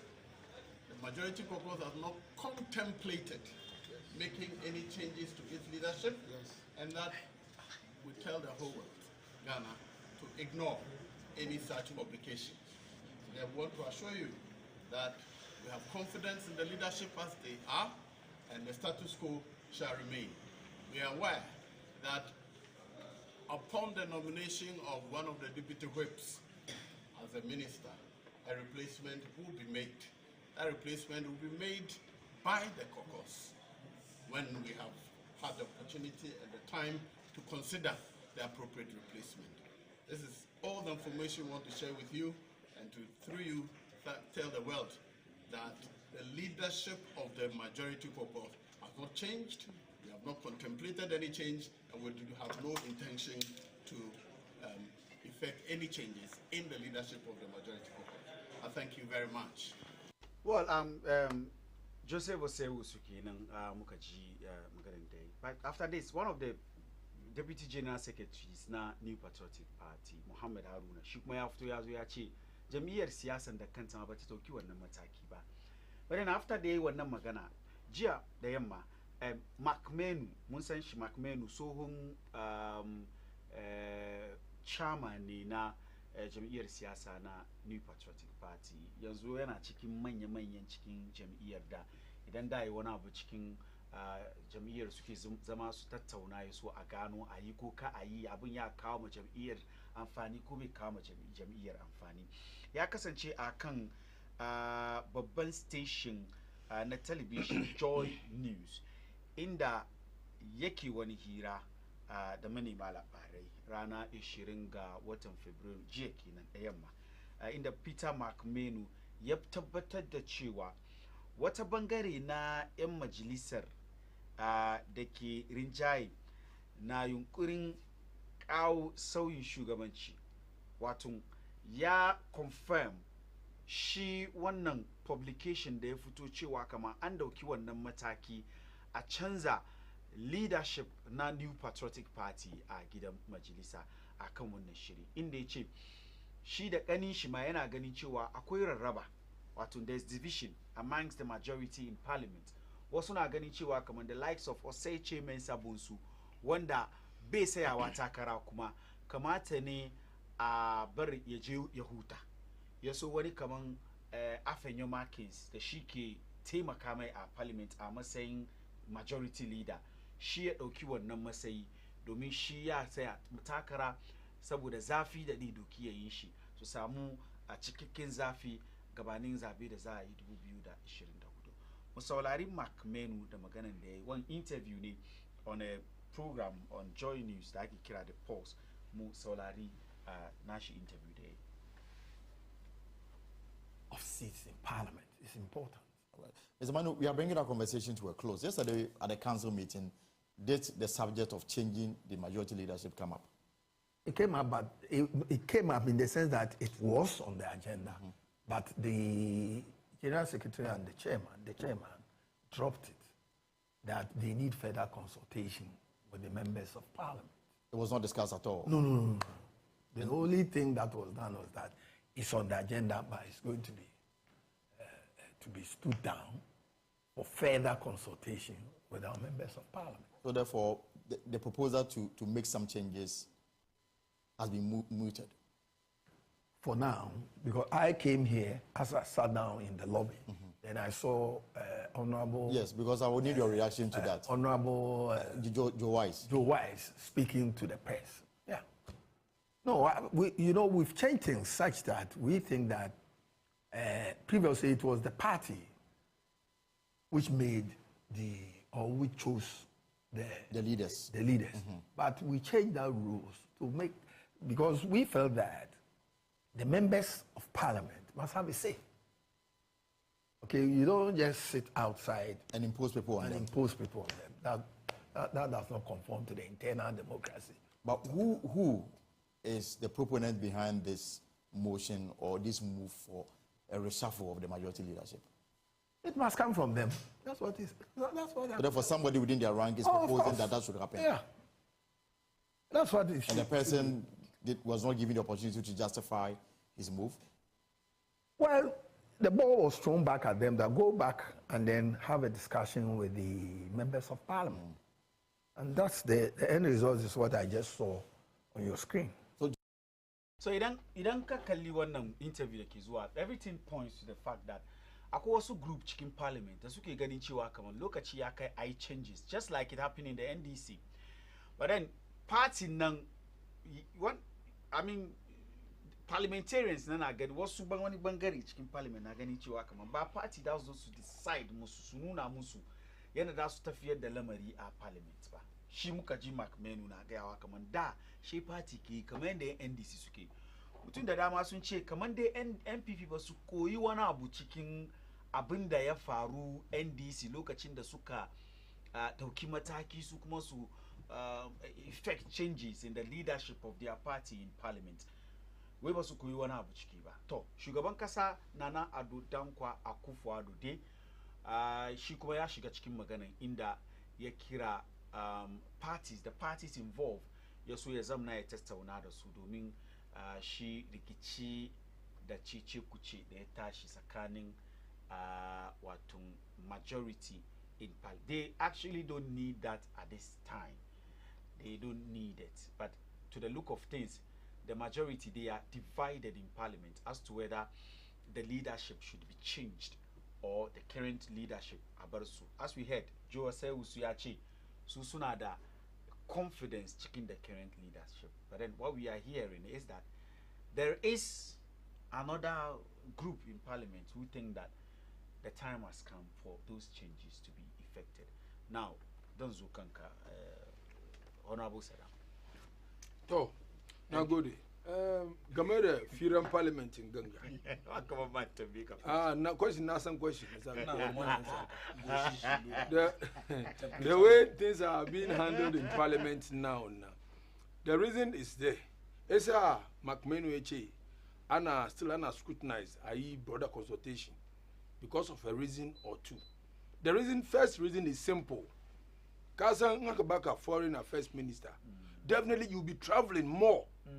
You'll be traveling more. It's a number. Babanga, you served how many years? Since 1999. Ezo Parliament. You served. You have some more experience. Osai Chairman Sabonsu. You served diligently. You served. It's a to compare na NDC than na MPP. Vast difference. You can't compare apples to mangoes. Because what is happening now in MPP is not exactly what happened in NDC. Theirs was different. nasu na different crowd in the tenanga do namu na the reasons some of them were or some of them are behind. Well, just a minute. And news coming in that resign. Or say chairman resign. Yeah, Aji Aikishi as the voluntarily resign leader. I mean, news labarin. Voluntarily, resign. Yeah, Aji. He's the foreign minister. Ambash foreign minister. He's the foreign minister. Yes. He's the foreign minister now. Yeah, Aji Aikishi so, as the majority. Because she said, is that to say that Joe Seusu Magan and the ba gaskiya ba wani magana yayi because in kaji cikin magana da Macmillan ke yi he was not even happy he was not even happy with the fact that Joe Osei-Usu ya fito ya zo ya yi wannan press conference from the time he wasn't well informed esa Macmillan ni dan nike da ya ban barka baka da time kaga na bin tashi da sauri kaga na ka gani gaskiya ne abinda Joe Wise yayin nan bai kamata ba don zamani ta mai NDC ke wannan changes nan party ya zo ciki idan ka ce party bai yi so take my decision fine they will not impose something on you they will not force you to do something but they have the input suna da baki ciki don kan ka bangaren party nan ka bi ka zo parliament idan ka ce party ba ta doki maka decision ko ta kawo maka wani ideas game da changes of parliament wrong ne abu ne da ya kamace a yanzu the reason is simple na NDC mun gan tashi hankali da ya tashi lokacin da party na su tashi hankali a tashi na mu tashi hankali bai tashi kuma mun san sofon ya yi aiki ya zama parliament ya jima ya samu experience kuma aikin ba ka yi ya raka samu experience sai dai ka yi inda shi ya zo wurin first time 90s da zo ne ya da experience bai da experience ai ya yi har samu experience nan isa wani kuma continue from there now as the foreign minister nan bai samun time da yawa haka nan tun yaushe aka announce kaman shine last one ga the reshuffle da aka yi ya suna Ayoko is contesting foreign something foreign wani position now yes isa wanga ya doki reshuffle na shi ba suna sai ce na ce shi the foreign minister google right now and you get it yes the reshuffle na aka yi recently na ce google ka duba Osei Mensa is the minister parliamentary affairs. He's not there. Nature Google Kaduba. Who is the foreign affairs minister now? Foreign affairs, but Tababa. Antaba. Nature Google right now. But now Google you don't lie. I'm a party president. I'm telling you this. I'm not saying. When you find you, okay. Yes, and I know why I'm saying that. I reshuffle. But let me put it on record. Come on. We don't know that for a fact. Come on, reshuffle that kai. Osei Mensa sunan shi bizo ciki ba, sunan foreign minister bizo ciki ba. We are aware of when that aka reshuffle. They are not part of it. Osei Mensa, as we all know, she majority leader ni. I mean, she ke jagorancin yan adawa wato. Yeah? Is that yan adawa? Yeah.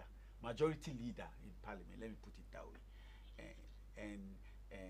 And of course, she kuma ne minister na parliamentary affairs haka muka sani. Yeah, yanzu shi. Bani zo kanka ka shigo ciki. Malam Fari. Ya so ya cross check ya gani wannan information. Confusion ya basa. Confusion ya basa. Kagan nda ku je opposition. Ko bai da komai ne. Kagan kuma ba yi zai bari malam ba ne kiyaye kawai.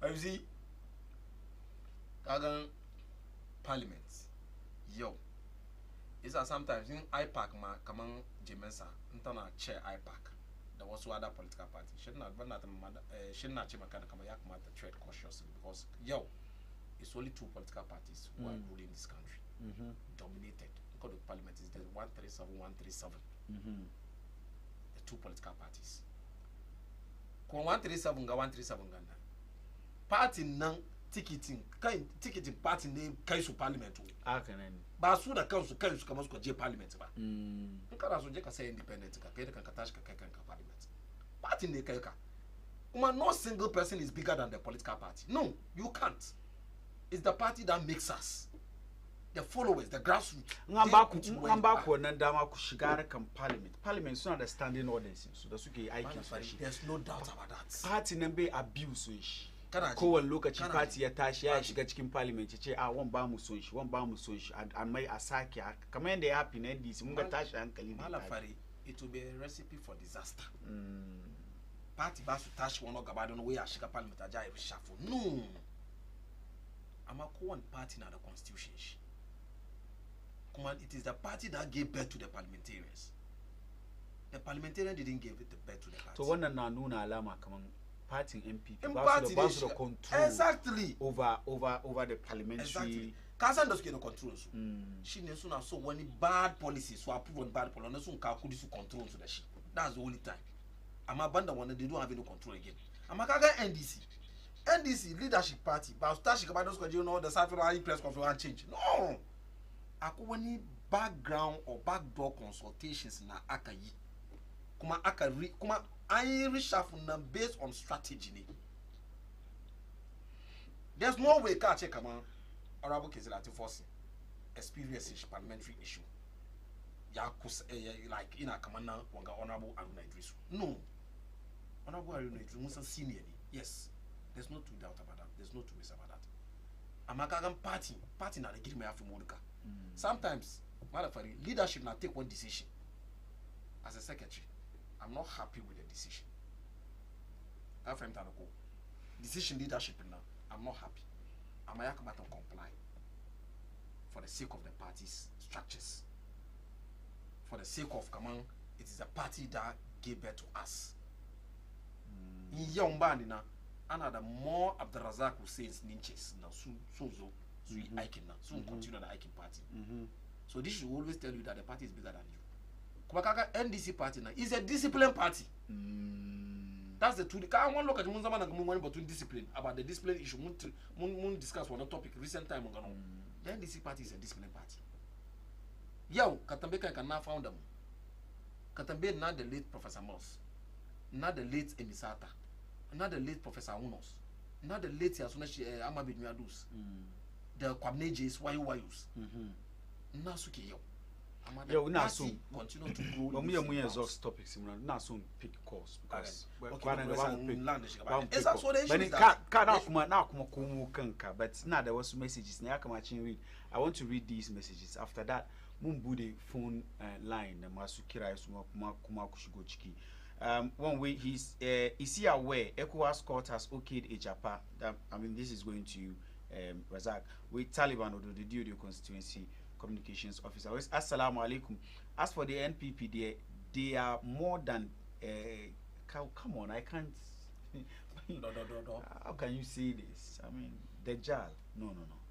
We're voting for His Excellency John Dramani Mahama. It's like watching a movie you've watched before. You already know what will happen. Let's forget about both parties. They've got nothing to offer to Ghanaians, especially the NDC. I promise the NDC are fighting for power just to gain back their lost monies used to campaign for the past 8 years. Muna caller can lie. Can lie. Hello. Hello. Wa alaikum salam. Sunan ka yayin da kai kira. Sunana Abba Jibrin Abdulhafiz. Abba Jibrin, ina jinka. Na. Ina jinka. Ya kuri masu kallo idan kuka kira abu daya da za ku yi ne ku kashe muryan talabishin ku. Ba ku kashe muryan talabishin ba mu ya mu fira kamar yadda kuka gani dan wana mu da ya shigo ciki mun fit da shi kan layi domin wannan rule is very very important for this conversation to be possible. Idan ka shigo ciki ka kashe muryan talabishin ka. We please tell the MPP man that he will explain tire. This is Baba. I am kuyi sunan ka da inda kake kira. Hello.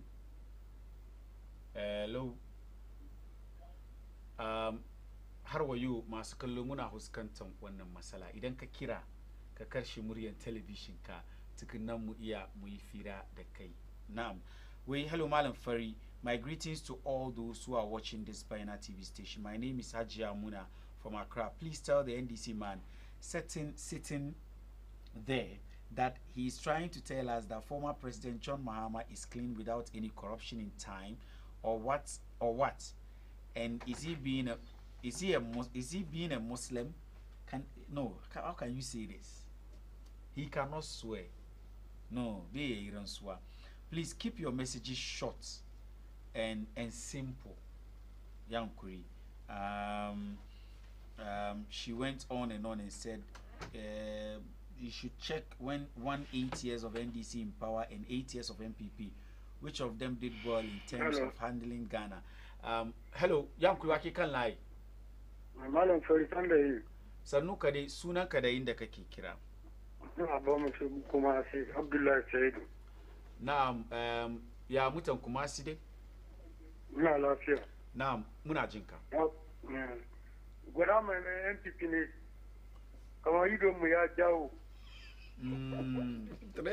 Muna tuka daidaitawa ma na damu rayuwa mu cikin kumasi ne na NPP ne. Ka gwada musu kamar idonmu ya jawo. Na maganan ka duka kenan. Hello. Ina sama ya fita kan. Wai Malam Fari, tell the MPP man to stop like Baumia. For Malam Abbas Abu Kumasi. Wan sunan shi Lamin Adam. Tell Honorable. Naam. Wa alaikum salam. Sunan ka da inda kai kira. To magana Abba Jibril Abdulhamid mu dan karamin Baumia da ke da kuma. Naam, ina jinka. Malam Fari ne maka fata alkhairi sanan wakilin jam'iyyar NCP ne jiwa ne maka fata alkhairi haka na NDC. Na'am. To duk inda shugaban kasa mai jiran gado yake His Excellency Dr. Alhaji Mahmud Bawumia muna masa fata alkhairi a Sabina Abdullah Banda muna masa fata alkhairi. To Malam Fari idan ka duba lamarin kisan ki Ahmed Sale abu ne mace mai ciki wanda ko mu ce abu ne wanda Allah ne isan wa'anda suka kashe shi. Inda kirkiri har yanzu ba a tabbatar da waɗanda suka kashe shi ba lalibai ake a cikin duhu muna fatan sai Allah ya tona a cikin waɗanda suka kashe wannan bawan Allah a misali ɗan jarida to amma kada a mai da abin siyasa a ga a'a wai gwamnati ta san wanda ya kashe espeta zai ya san wanda ya kashe a'a wannan abu ne sanin Allah an kashe mutane da yawa kuma ba a ga wanda suka kashe su ba mutane wanda aka yi na tsari wanda ba a san wanda ba mu da fatan mu Allah ya bayyana sannan Now, Mungodi Abba Jibrin, when we tell Honorable Saddam he's serving the elephant well. We are enjoying his submissions. I really love the show. Thank you very much. Yanku Wakika Lai. Hello. Hello. Naam, suna ka da inda kake kira. Suna na Malam Yusuf Dabre. Naam, ina jinka. Ne Malam Yusuf Dabre mamobi nake call ka. Naam, ina jinka. Kagan samarin da ya zama wuri ya sa farin fullen nan wanda ya sa farin fullen nan yi magana ina ji samarin ba haka ake magana ba da yi magana ba kuma kadan in zai yi magana haka magana ce bai da kyau kazi magana da ke ka tambaye shi magana da ya koro ta kamar uci kafin samarin nan ya yi su daɗi ko ya ne amma iyan kuri wanda nake musu iyan kuri da iyan kuri ya ji wa alaikum salam mun gode da kira da kai wa assalamu alaikum wa rahmatullahi wa barakatuh Baina TV Malam Fari Allah bless you for your good service to our motherland Ghana. In double fact, we are tired of both MPP and NDC, their lies, their incompetence and their antics. They are just moving Ghana backwards because they have divided the nation with their political propaganda. Ghana is even better Ghana is even better when they have touring way under General a champion than 2024 from Alaji don't see the ranks at Agege than Suman Shiabu ko dan Suman Shiabu kenan ya turo mana wannan sako. Good evening Malam Fari.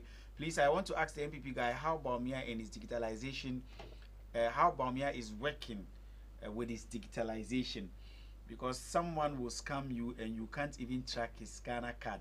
So I want him to explain or talk about digitalization. When I have told him to use if Imana Kinan are Ashalibuchi Nagodi. We Malam Fari, we the Zongo people have voted for the NDC, but they have done nothing for the Zongos. NPP took Zongos to Cuba to become doctors and even gave us Zongo Development Fund. This country is blessed to have Baumia, a vice president. We can see his footprint, but for Mahama's vice, we all know what happened. Mahama, never again. So we can see how NDC hates Muslims and Northerners. They took out Haruna and Muntaka. This is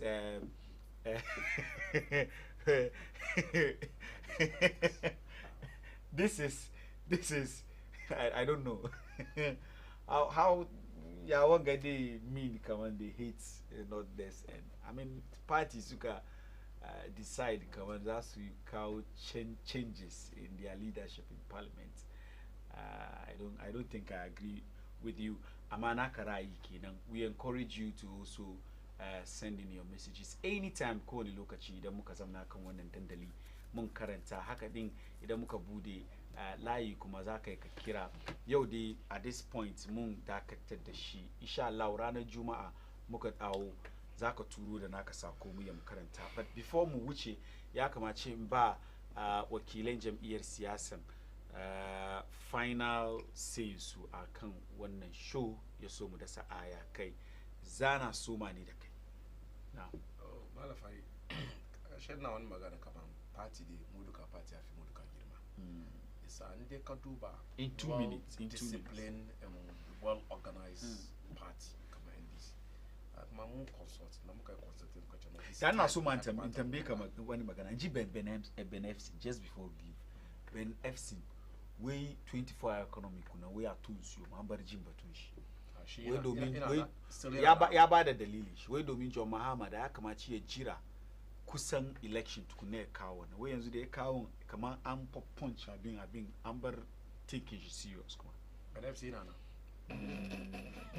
ai sai mai ko da abda space anyway kana ji da malafari wanta gwada ka jira from the one market can put in 2 minutes. Yes, 24 hours yana cikin happen shi da muka gan kwanakin bayan ga kuma si Accra mana namu dai zo kai amma saboda lamari wasu kalanda mu da ababai kuma other places yana happen kuma the same 24-hour economy na da MP na honorable lawyer so da executives muna yawo muna explain 24 hours na kuma muka kai ma no mutane yan Ghanaians da kasu na tarban mu na no wannan muke need 24 hours ne ya bari kaman yanda ya zo nan gaba now he can't program.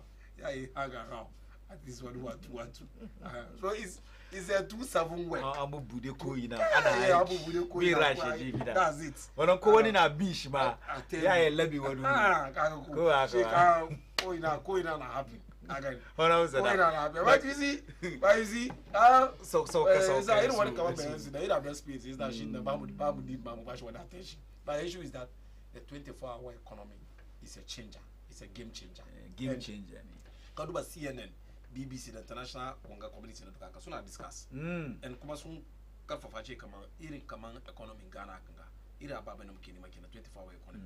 Because we move to that level na dey but production increase, shoot up. Mashe but kuma wana kawo ma security in terms of security. Security kuma na alerts and other things. No. It's at least the 24-hour economy na is a game changer. Kuma dey wana abune na dey saki Ghana gabadiyan kuma dai bari wani kaman honorable Saddam Akanga in kamar yana da mutane da suke sun aiki da dama da abuwa ya kawo su at least 24-hour economy ya doke su because there's a more productivities happening or going on.